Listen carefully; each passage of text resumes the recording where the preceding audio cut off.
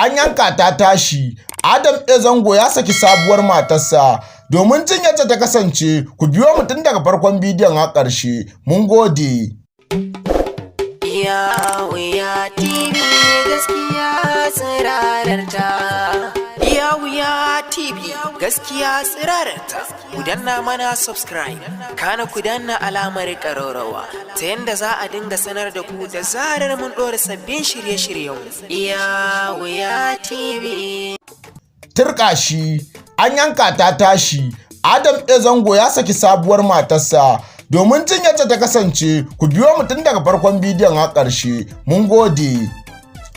Ana zargin Adam zango ya saki sabuwar matarsa a wayewar garin yau. Sai dai kuma ba wai haka ne faro ba a masana'antar Kannywood yi wa jarumai kage da sharri. Amma dai yanzu mun bi diddigi mun gano muku gaskiyar al'amari. Kada ka manta idan wannan ne farkon zuwan ku wannan channel tamu mai albarka dan uwa, ka daure kai mana subscribing sannan ka danna alama ta kararrawa. Hakan ne zai ba mu ƙwarin gwiwar binkito muku sirrukan da yake cikin masana'antar Kannywood cikin sauki. Tabbas jarumi Adam zango ya yi suna a masana'antar Kannywood, kuma jarumi ne ɗaya tilo da duniya take kallonsa take ganin kamar yana da yawan aure saki. A kwanakin baya bayan rabuwar Adam zango da wata tsohuwar matarsa wacce ake cewa Maryam Yola, wacce ake wa lakabi da Nas.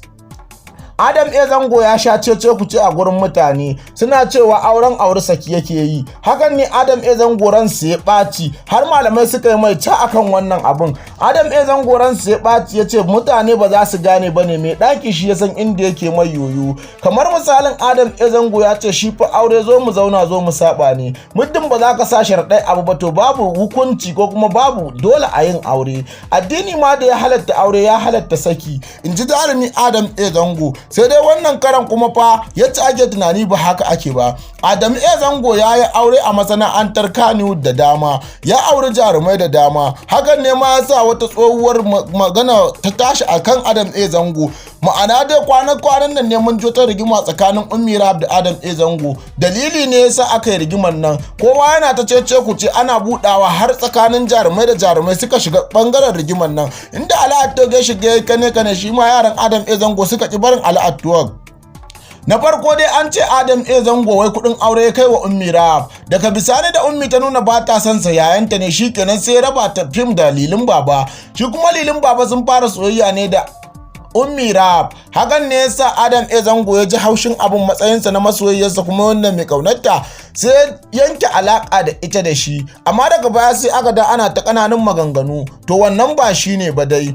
Adam zango an wayewar garin yau sai muka ga ana wani fasin cewa ya saki sabuwar matarsa da ya aura. Sai dai wannan labarin fa bai da tushe balantana makama, domin mun yi tattaki mun tattauna da wannan jarumi mai zamani wanda ludayinsa yake kan dawo, Adam zango. A dalilin da yasa ku ake wallafa wannan labarin ƙaryar labarin kanzan kuregen, saboda kwanakin baya wata jaruma wacce ake lakabi da Momi Gombe ta yi a kafafen sada labarai na GSS TV take cewa ita babu wanda take so a duniya sama da Adam zango. Mai tambayar tana ce mata daman ana ta cewa akwai soyayya tsakanin Momi Gombe da Adam zango. Momi Gombe take cewa ita shi Adam zango kamar yaya ne ma a gurinta, amma dai kawai yace yake kaunar mutane a masana'antar Kannywood din, shi yasa take son sa. Dalili da yasa kenan Momi Gombe take son Adam zango. Amma a kwanakin baya mutane suka ringa wallafa cewa Adam zango ya kai wa Momi Gombe kudin aure. Shine wannan karan ma abin ya taso. Mun tattauna da Adam zango. Adam zango ya ce ko kusa ko alamar wannan zancen ƙarya ne. Masu son ma auren ya mutu, shi fa aure nufi ne na Allah. Masu yin kazafi ku tuna da Allah da ranar lahira. Sai dai kuma addu'ar iyaye Adam zango ya ce tana yi mai tasiri. Ya ce a rayuwa babu abin da zaka sa a gaba ba a samu mai ma hasada ba. Adam zango ya bayyana mana cewa sau wajen tara kenan ana hakin din akawun ɗinsa na Instagram, inda manema labarai suka tambayi Adam zango menene dalili. Ya ce ɗaukaka ce ta jawo haka.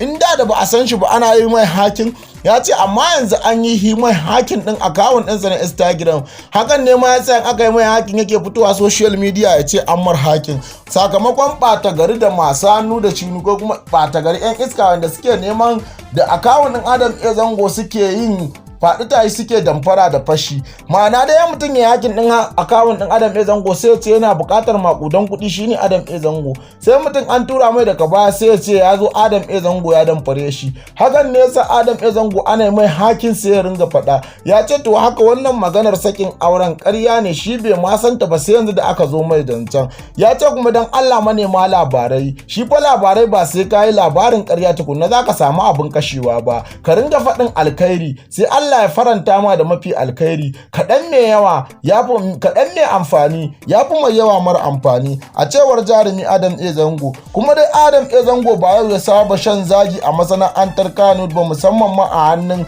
malaman Islamiyya, inda kwanaki Adam A Zango ya yi shela yana buƙatar yarinya 'yar shekara 18 zai sa ta a rol ɗin wani fim. Hakan ne malamai suka zo suka ringa yau Adam A Zango ta cewa yana ɓata tarbiyyar yara.